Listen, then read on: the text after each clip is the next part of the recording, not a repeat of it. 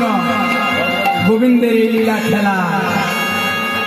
যদি এই লীলা খেলা শ্রবণ করে কীর্তন করে কৃষ্ণ ভজনের প্রতি অগ্রসর হয়, আকৃষ্ট হয় কৃষ্ণ ভজনের দিকে, তাহলে সেটাই হবে অনেক।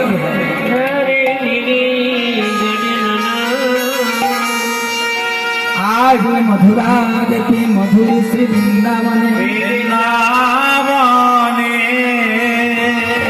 নিকুঞ্জ ভবনে শ্রীমতী রাধারানী আমার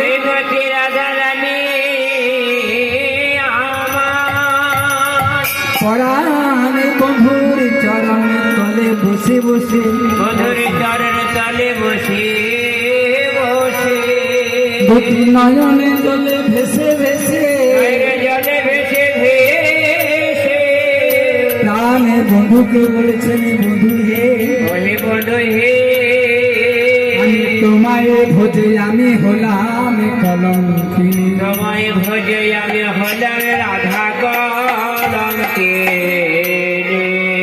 আর একটি কথা, দিনান্তি নিশান্তি একটিবার তোমার নাম বলিতে পারি না, তোমার নামে বলিতে পারি না,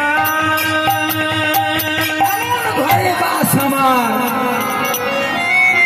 যেখানে হা কৃষ্ণ গোবিন্দ বলে একটিবারও কাঁদতে পাই না, একটিবারে কান্দিতে পাই না। যদি কোনো সময় রন্ধনশালায় বসে ধোয়ারে ছলনা করে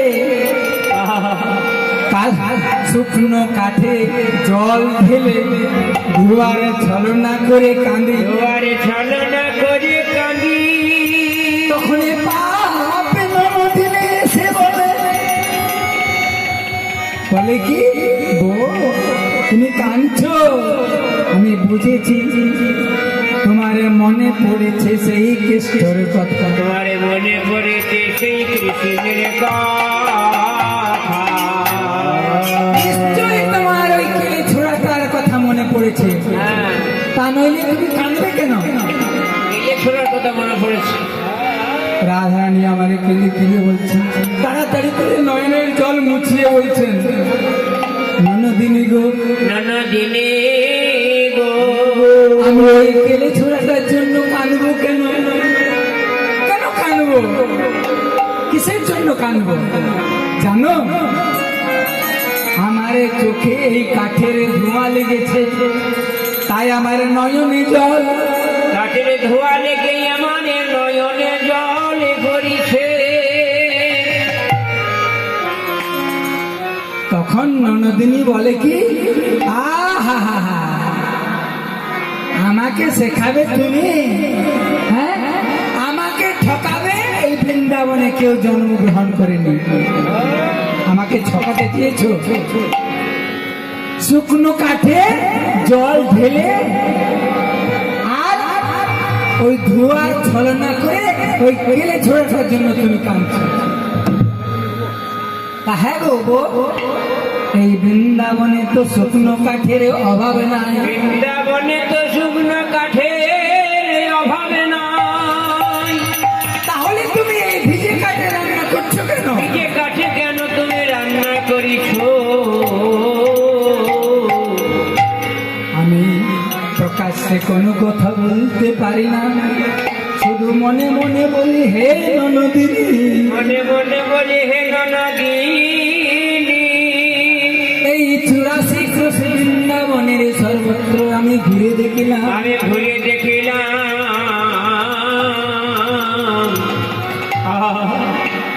শুকনো বলিতে আমি কোথাও পেলাম না, শুকনো কাঠে বলিতে আমি কোথাও পেলাম না, শুকনো বলিতে যদি আছে তাহলে তোমরাই দুজন মা আর ধী, আহা হরি বল। তাছাড়া এই বৃন্দাবনে আজ সবাই কৃষ্ণ রসে ভিজে আছে।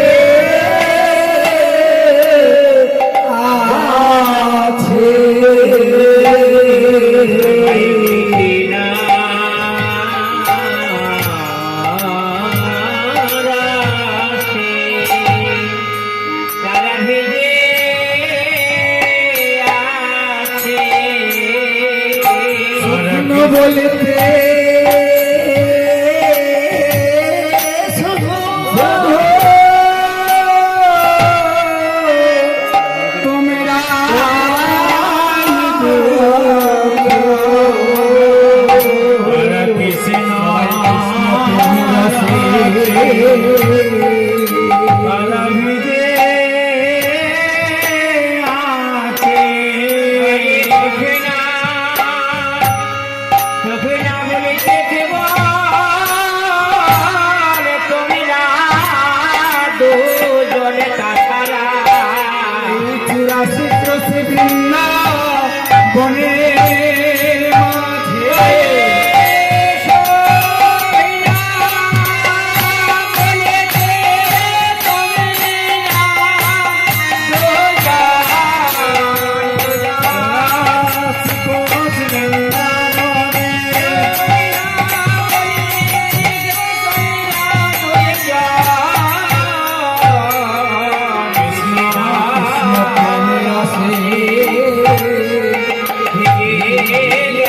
মাঝে কিন্তু আমি মুখে কোনো কথা বলতে পারি না, তাই হে প্রাণবন্ধু তোমার কাছে আমি প্রার্থনা করছি যেন ওই ননদিনী কুটিলার মুখে চুন কালি পড়ে এমন একটা কাজ তোমায় করতেই হবে। হে তোমার একটা এমন কাজ করিতে হবে যেন জটিলা কুটিলার মুখে যেন তুমি কালি পড়ে। তাই কুঞ্জ ভবনে প্রাণবন্ধু সানে কন্যা ভবনে প্রাণবন্ধুরে শোনে কহিতে মরম কথা কন্যা ভবনে প্রাণবন্ধু শোনে কহিতে মরম কথা।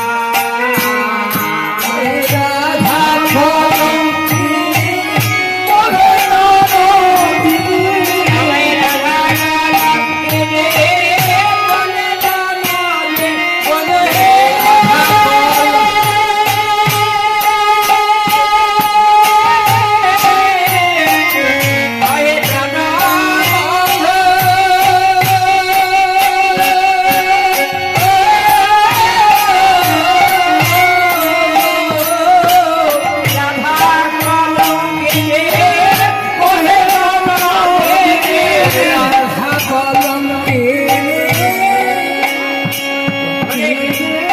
রাধা কলঙ্কি আমায় বলে বধূ রাধা কলঙ্কি আমার পাপ ননদিনী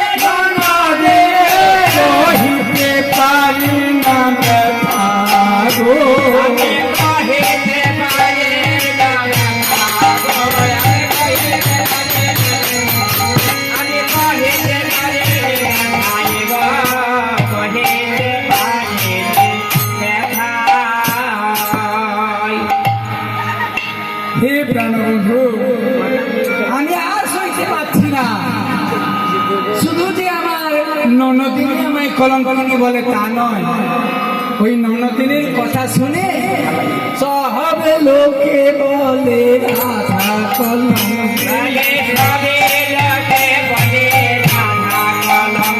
আরে সব লোকে বলে রাধা কলঙ্কি ফুল নাম মাঝে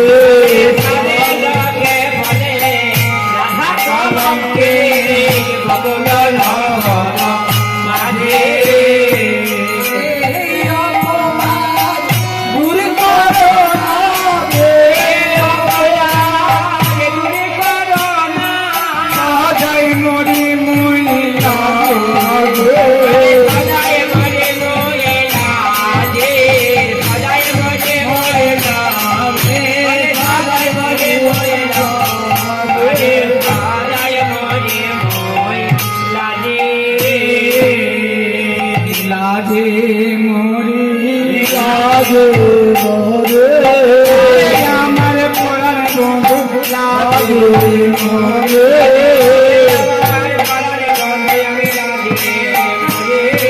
কলঙ্কিনী বলে বলে লাগে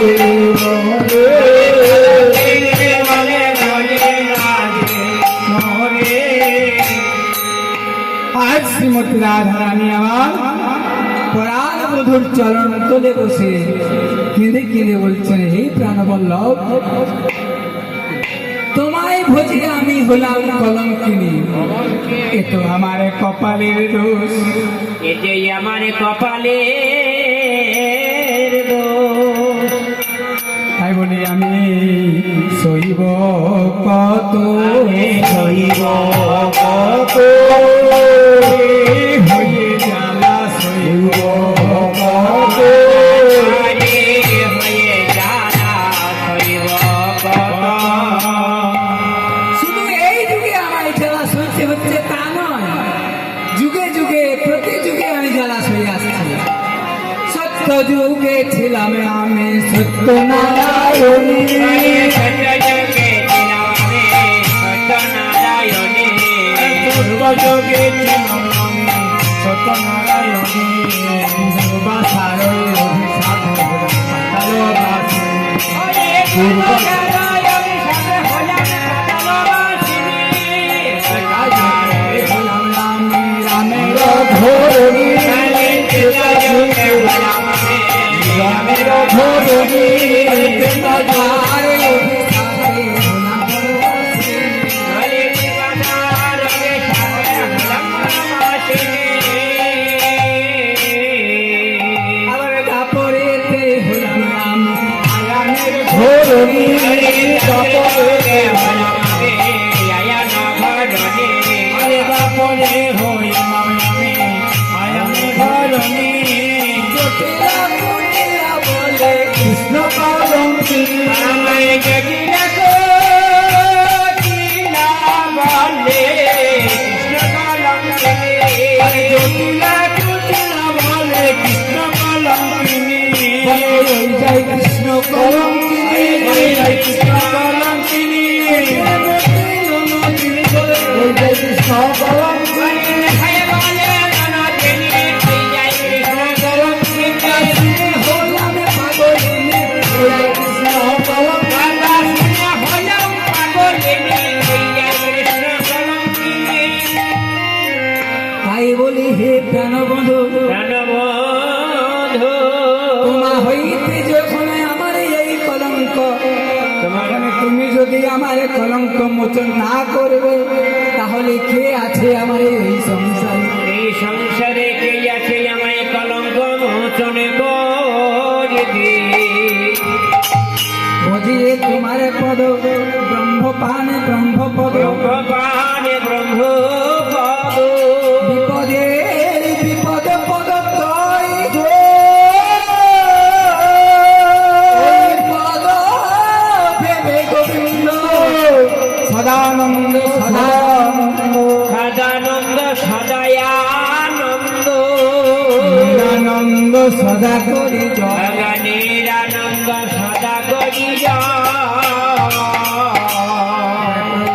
ওই পদ বলে পর্বত বলে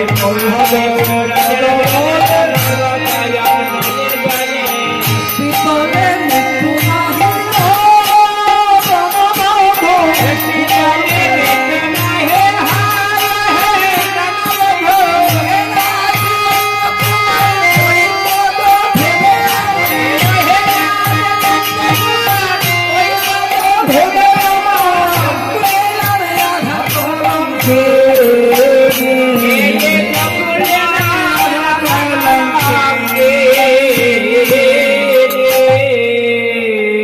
সবাই বলে কলঙ্কিনী, কেউ বলে না সত্যি শিরোমণি, সবাই বলে কলঙ্কিনী। কেউ বলে না সতীর শিরোমণি, সবাই বলে কৃষ্ণ কলঙ্কিনী। কেউ তোমার চরণ দুখানি বলে না কলঙ্কিনী। বলে ধরিয়ে তোমার চরণ খানি আমায় বলে কৃষ্ণ কলঙ্কিনী। প্রহ্লাদ, ভক্ত প্রহ্লাদ তোমার ওই চরণ বলে বিষ পান করেও ভস্মী পদ তোলেও সর্পের ছোবল গ্রহণ করেও এমনকি আগুনের মধ্যে থেকেও তিনি বেঁচে উঠেছেন। প্রহ্লাদের তাতেও মরণ হলো না। ভক্ত প্রহ্লাদ জন্মকাল থেকে কৃষ্ণ ভক্ত ছিলেন, ওই ভক্ত, কিন্তু তার পিতা হিরণ্যকশ্যপু ছিল শ্রীকৃষ্ণের প্রবল বিরোধী, সবসময় বিষ্ণুর বিরোধিতা করত, বিষ্ণুকে দেখতে পারত না, যার ফলে বিষ্ণু যেন তাকে কিছু না করতে পারে, কোনো ক্ষতি না করতে পারে, তার জন্য ব্রহ্মার কাছে অটুট তপস্যা করেছিল। তার অটুট তপস্যায় ব্রহ্মা সন্তুষ্ট হয়ে দেখা দিলেন। দেখা গেলে ব্রহ্মা বললেন, হে হিরণ্যকশিপু, তোমার আরাধনায়, তোমার কঠোর তপস্যায় তপস্যায় আমি একেবারে সন্তুষ্ট হয়ে আছি। বলো বলো, তুমি কি বর চাও? বললেন, হে ব্রহ্মা, তুমি যদি আমায় বর দিতে চাও তাহলে এই বর দাও, যেন আমি অমর হয়ে যাই। আমি যেন অমর হয়ে যাই। ব্রহ্মা বললেন, না না, ওই বর দেবার ক্ষমতা আমার নাই। ওই বর দেবার ক্ষমতাই আমার না। অমরতার বর আমি দিতে পারবো না। এর চাইতে তুমি যা বর চাইবে, এটা ছেড়ে যা চাইবে আমি তাই দেব। ও এই কথা, তাহলে তুমি এমন বর দাও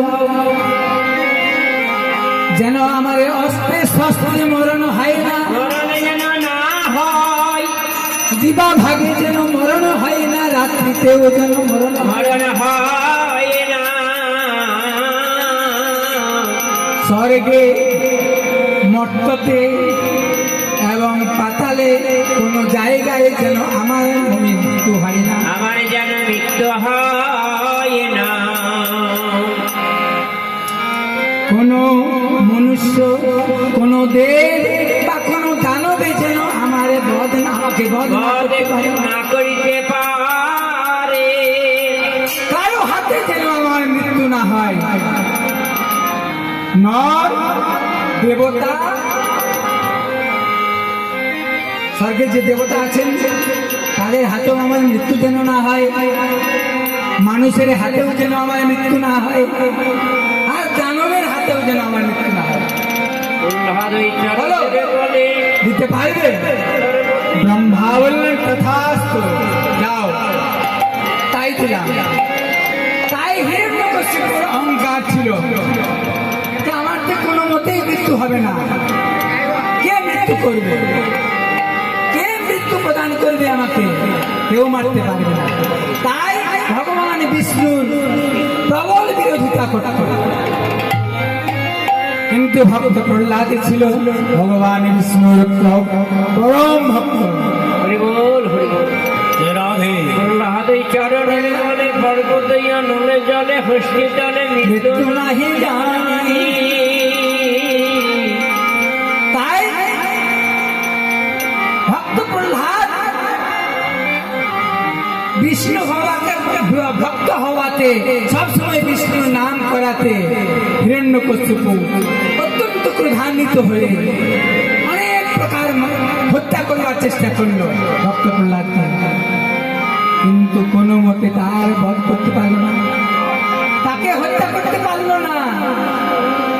হস্তি পদতলে সর্পের ছোবল পর্বত থেকে নিক্ষেপ করা, এমনকি জ্বলন্ত আগুনের মধ্যে নিক্ষেপ করলো, তাতেও ভক্ত প্রহ্লাদের প্রহ্লাদের মৃত্যু হলো না। এ ভক্তগণ দেখুন, যিনি ভক্ত তিনি ভগবান চরণে, ভগবানের চরণে সদা সর্বদাই নিজেকে নিবিষ্ট করে দেন গো।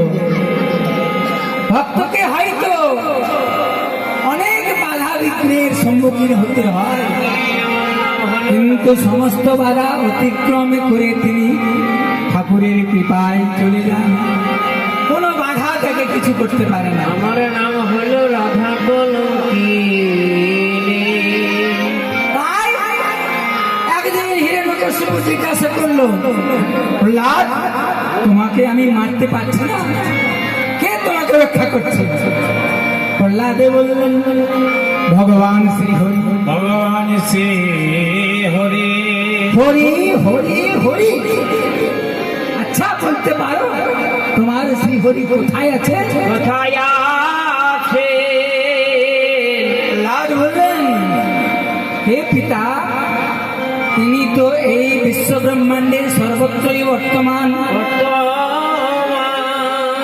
আকাশে আছে, পাতালে আছে, মাটিতে আছে, তোমার মধ্যে আছে, আমার মধ্যে আছে, সমস্ত জীবের মধ্যে আছে। সমস্ত জীবের মধ্যেও আছে। যা কিছু আমরা দেখতে পাচ্ছি সকলের মধ্যে তিনি বিরাজ করছেন। তিনি বিরাজ করেছে। হিরণ্যকশিপু জিজ্ঞাসা করলো, সম্মুখে দেখতে পেল একটা স্ফটিক স্তম্ভ। বললো, এই স্ফটিক স্তম্ভে কি তোমার শ্রীহরি আছে? বলে, হ্যাঁ হ্যাঁ, এর মধ্যেও তিনি আছেন। হিরণ্যকশিপু প্রধানিত হয়ে সেই স্ফটিক স্তম্ভে পদাঘাত করল। কিন্তু ভক্ত প্রহ্লাদের মনোবাসনা পূর্ণ করিবার জন্য তিনি কি করলেন? দত্তের ঔরসে প্রহ্লাদে জনমে প্রহ্লাদ জনমে ভুবনে ভগবানে রাখিল স্ফটিক স্তম্ভে প্রকট শ্রী হরে হইয়া যাহার হইয়া যাহার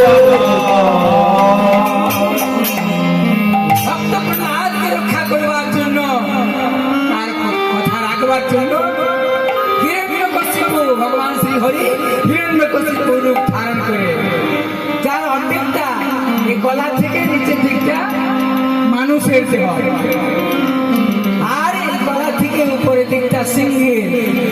মানুষও নয়, দেবও নয়, দৈত্যও নয়, হিরণ্যকশিপু রূপ ধারণ করে, নরসিংহ রূপ ধারণ করে দৈত্যকে হিরণ্যকশিপুর বক্ষ বিদীর্ণ করলেন। কখন করেছিলেন গো? দিবা ভাগে নয়, রাত্রিতে নয়, আকাশে নয়, পাতালে নয়, ভূমিতে নয়, এমন একটা সময় সন্ধ্যাকালে, সেটা দিবা ভাগও নয় আর রাত্রিও নয়, আর নিজের জঙ্গার উপরে, সেটা আকাশও নয়, পাতালও নয়, মর্তও নয়, কোন অস্ত্রে শস্ত্রী নয়, নিজের নখরাঘাত দিয়ে, নখের আঘাতে সেই হিরণ্যকশিপুর বক্ষ বিদীর্ণ করল। বক্ষ বিদীর্ণ করে তাই বললেন, হে প্রাণবল্লভ, তোমার ইচ্ছায় কিনা হয় রক্ত প্রহ্লাদ যখন তোমার ইচ্ছায় প্রাণে ফিরে প্রাণ ফিরে ফিরেছে, সবার তখন আমার যখন এই কলঙ্কিনী নাম তোমার জন্য, তাহলে এই কম কলঙ্কিনী নাম আমার তুমি ঘুচাবে না কেন? রাধারানীর মুখে এই সব কথা শুনে রাধারানীর দুনয়নের বাড়ি নিজ করে মুছে দিয়ে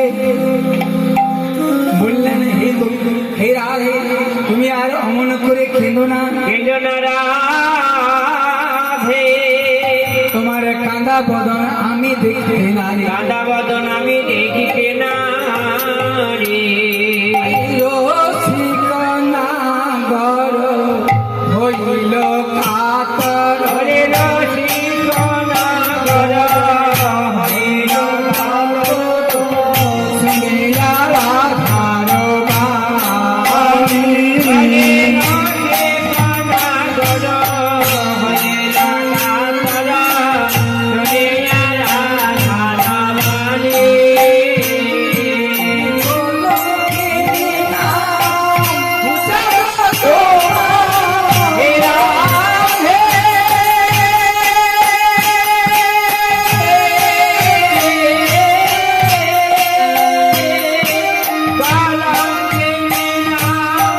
বোঝাবো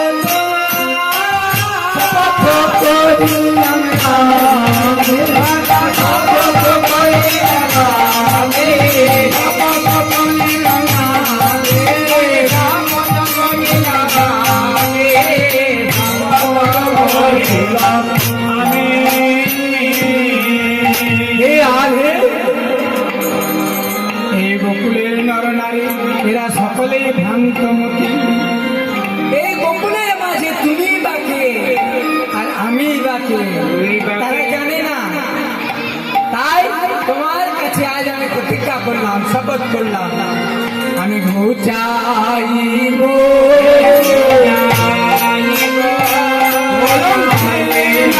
তোমার ঘুচাইব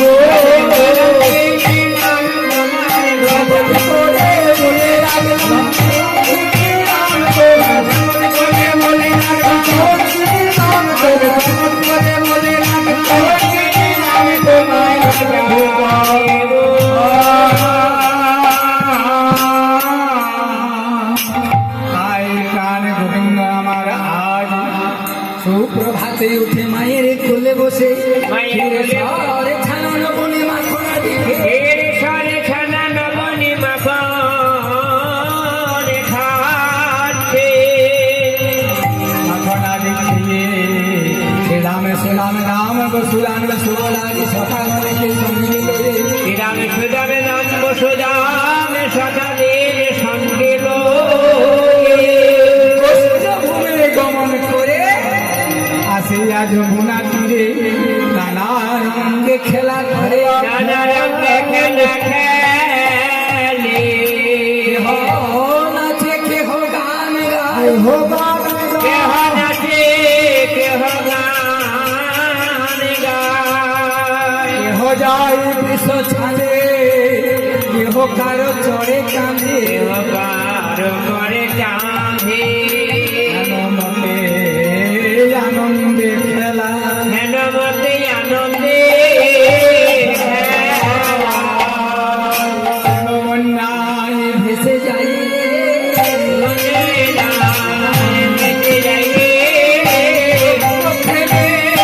বিভোর হয়ে প্রেম বন্যায় ভেসে যায়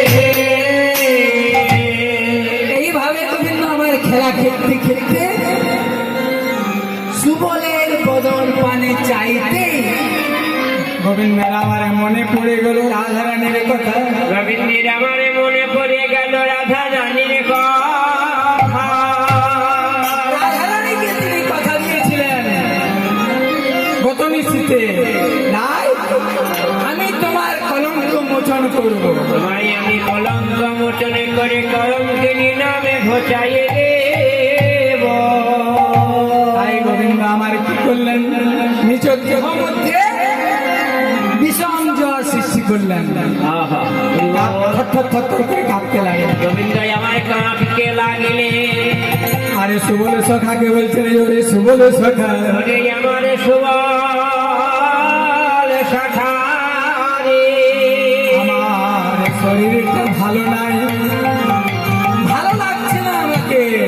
এই জায়গায় আমার অঙ্গ থরথরে করে কাঁপিছে কেন রে আর আমি গোষ্ঠে থাকতে পারব না, আজ আমি আর গোষ্ঠে থাকিতে পারিব না রে ওরে সুবল, তোরা আমার বৎসগণে রক্ষা করিস, আমি তাড়াতাড়ি করে ঘরে থেকে একটু সুস্থ হয়ে আবার ফিরে আসি। আমি তাড়াতাড়ি ঘরে ফিরে যাই তোরা জানোই আমার ধেনু বস্ত্র সকলে দেখিস রে এই বলে সুবলাদি সখাগণকে নিজের ধীন বস্ত্র সমর্পণ করে তাড়াতাড়ি ছুটে এসে মাকে বলছেন, মা গো ছিলাম আমি বংশী বংশী বটে গোচারণে গিয়ে মাঠে গোচারণে গিয়ে মাঠে আপনি তো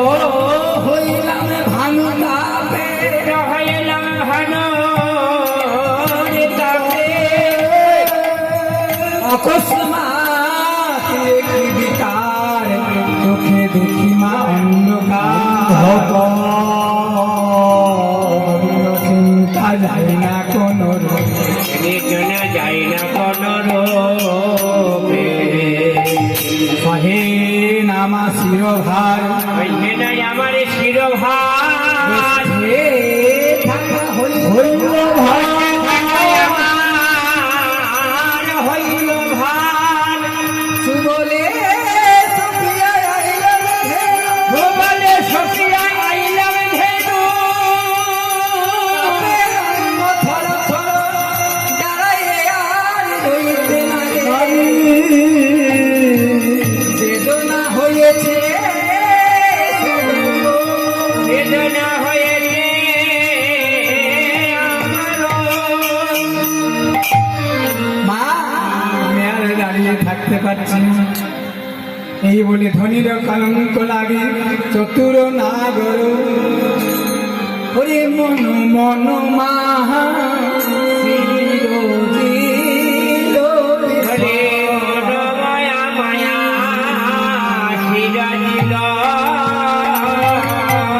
হরে মন মায়া শিরাজিল, হরে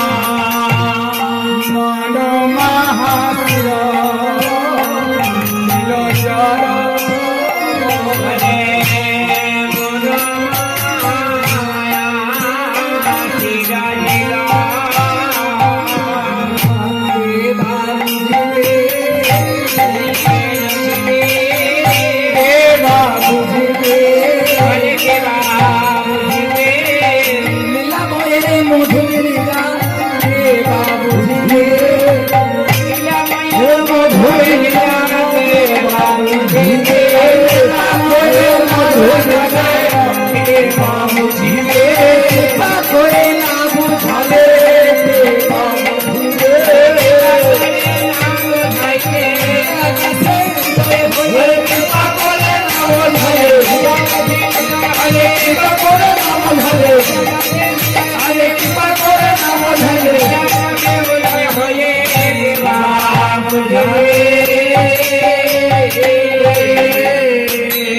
মন মহাশির বিষম জ্বর। হ্যাঁ গো মায়েরা, বুঝতে পারছেন তো বিষম জ্বর? বিষম জ্বর কাকে বলা হয় জানেন? জানেন না? হ্যাঁ গো, বিষম জ্বর কাকে বলা হয় জানেন না তো? আজকালকার দিনে যে জ্বরটাকে বলা হয় ম্যালেরিয়া জ্বর। ম্যালেরিয়া, ম্যালেরিয়া জ্বর। এখনকার দিনে ওই কুইনাইন ট্যাবলেটের আবিষ্কার হয়ে না, এই ম্যালেরিয়া জ্বরটা কিছুই নয়, ঠিক হয়ে যায় খুব তাড়াতাড়ি। কিন্তু তখনকার দিনে কুইনাইনের আবিষ্কার ছিল না, এবং যার বিষম জ্বর হতো অর্থাৎ ম্যালেরিয়া জ্বর হতো, সে কেউ আর প্রাণে বাঁচত না। যার বিষম জ্বর হতো কেউ আর প্রাণে বাঁচত না, সকলে প্রাণ ত্যাগ করত। তা সেই জ্বর সৃষ্টি করে মাকে বলছেন, মা গো ধর গো মানন্দ রানী, অঙ্গ মাকে ধর ধর ধর গো রানী, কানে হয়েছে আমার হৃদয় করে জগৎ,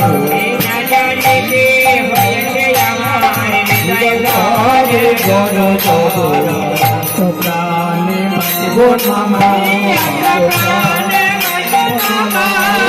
প্রাণে বাজবো নামা, বাজবো নামা, প্রাণে বাজবো নামা, আমি তোমার বলে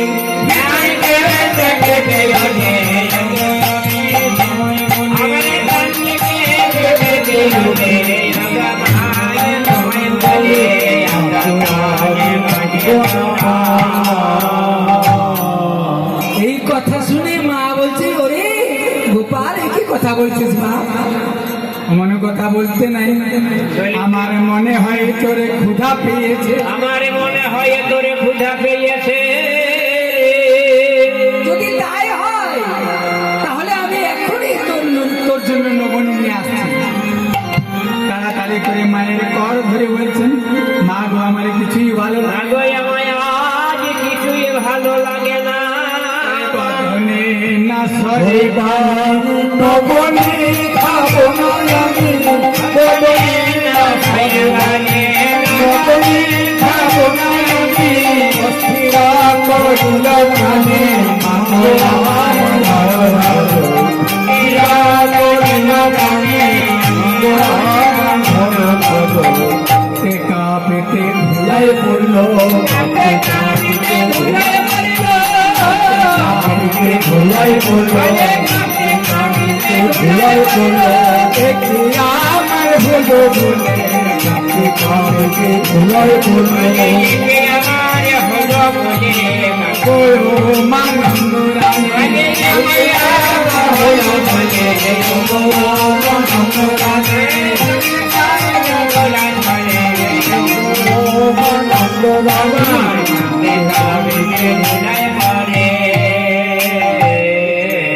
গোপালের এই দশা দেখে মা আমার শিলে করা ঘাত করছেন আর বলছেন, হায় হায় আমার গোপালের কি হলো। হায় হায়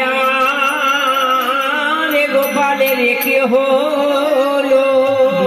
এই অভাগিনীর কপালে ভাঙলো, ভাগিনী কপালে ভাঙলো। ওরে গোপালে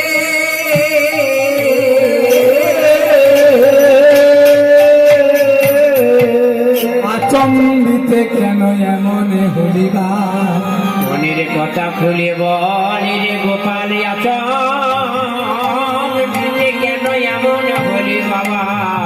একটিবার মনের কথা খুলে বল রে। ওরে তোর আখি পদ্ম হইল ওই স্থির স্পন্দহীন সবে তোরে